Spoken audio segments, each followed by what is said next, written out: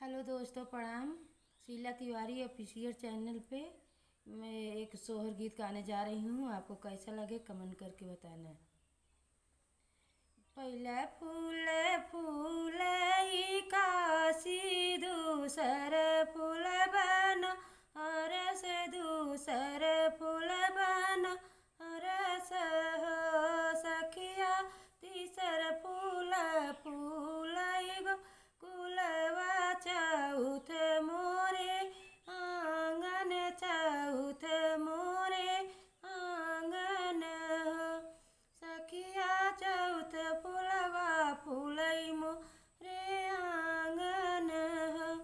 दुअरे से उठे मोरे ससुरुत, बहू से अरज करई, बहू से अरज करई।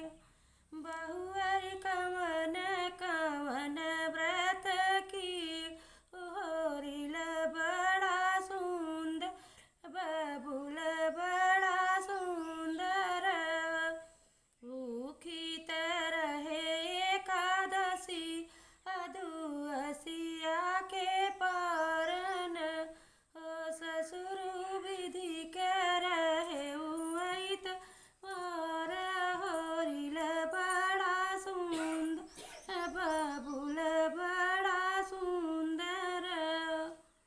मचिया ही बैठली सासु, बहू से अरज करई हो।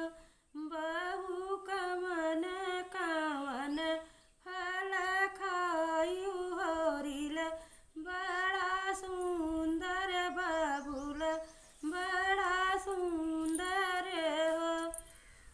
अमवात खाए घवद नहीं मिली निज पवन, सासु छिली छिली खाए नारी रवा।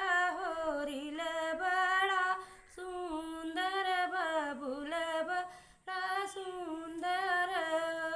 अंगना बटोरत नदिया, बिरह बोलिया बोलाई।